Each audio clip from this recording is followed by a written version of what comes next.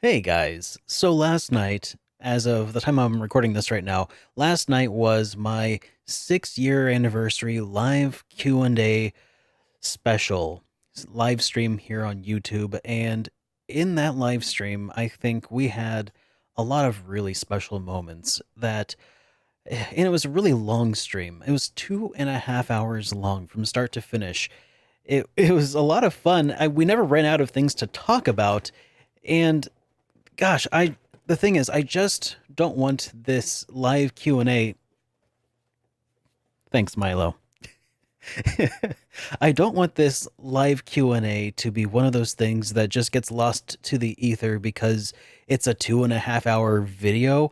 So what I'm gonna do over the next maybe week or so, or two, or I'm not sure how long, I want to go through this and curate some of the more special moments from this live stream and make them more easy to watch in bite-sized pieces, for especially for everybody who couldn't make it to that live stream. I want you guys to be able to see this and not miss out, but not have to sit through 2.5 hours of a video just to kind of get a feel for it. I might eventually put up the stream archive on my YouTube channel, SuperDerek Streams, but for now, I just want to put up some small bite-sized pieces for you guys. So I hope that you guys enjoy this and enjoyed hanging out with me as much as I enjoyed hanging out with you guys. And yeah, 6 years, I still cannot believe it. So without further ado, here is the beginning of my stream from last night.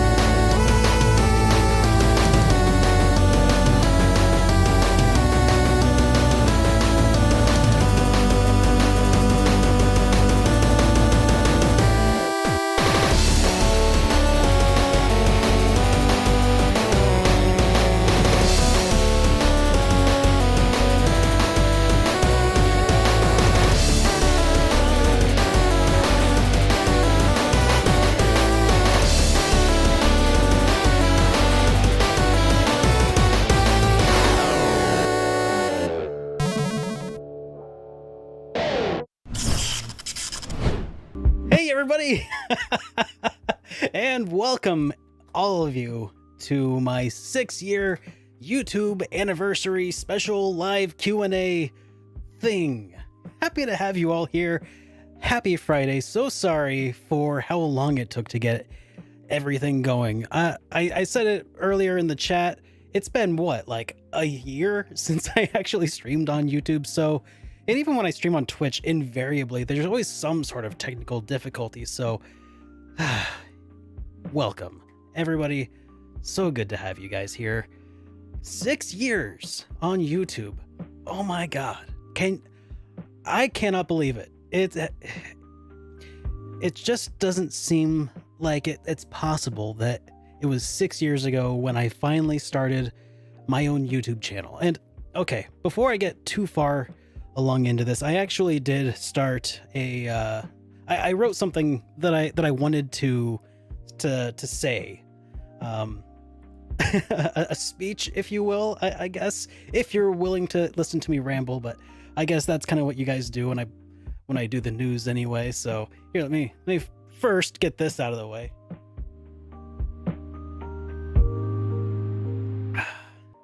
Yeah, there we go.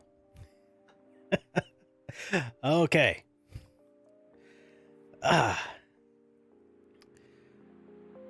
Good evening, and welcome to my 6th anniversary live Q&A special. 6 years ago, I began embarking on a journey, a quest, if you will, to conquer my backlog and to force myself to actually finish more games in the genre that I love.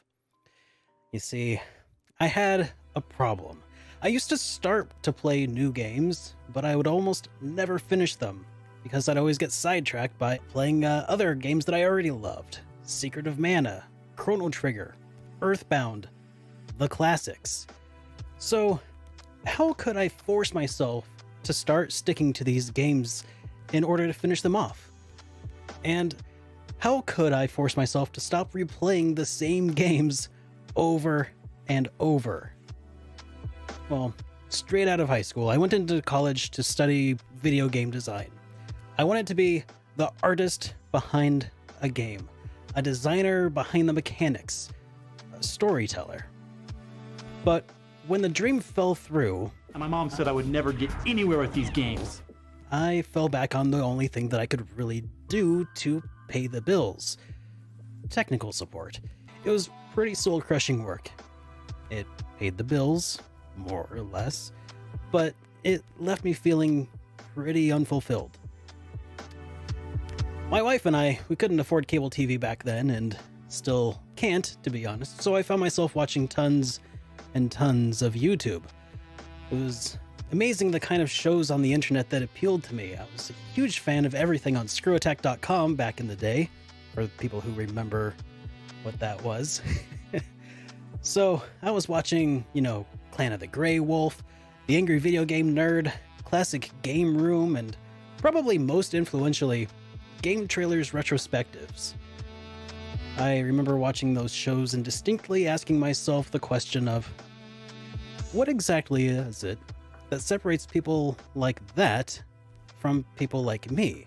People who are on YouTube making awesome content, and people who are just like me, just sitting here watching it. And after thinking long and hard about it, the only real answer I could think of was just doing it.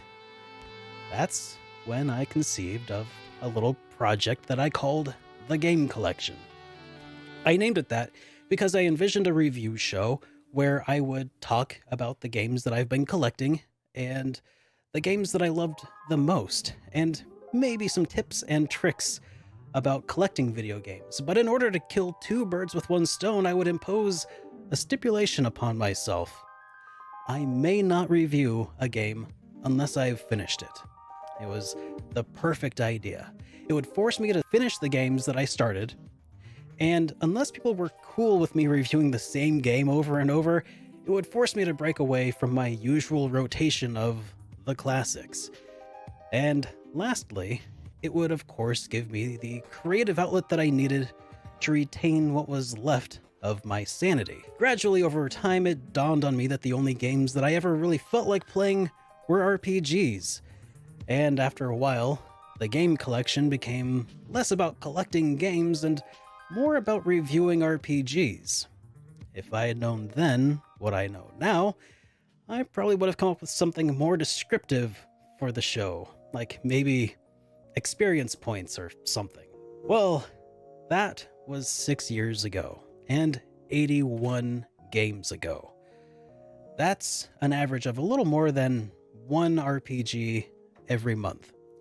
But what I didn't expect going into this was how many amazing games that would await me on my journey, how many awesome friends I would make along the way, and how I could somehow be surrounded by the coolest and most chill community that I have seen on the internet ever. So, in my live stream tonight, I just wanted to thank every one of you for having the patience to put up with my clumsy attempts to write reviews, and for motivating me to become better, and for being an immense support during my struggles. And I hope that over the years to come, that I can make more content to help brighten your days, and to convince you to try out some games that aren't already in your rotation of classics, and eventually find all of the games that belong in the Game Collection.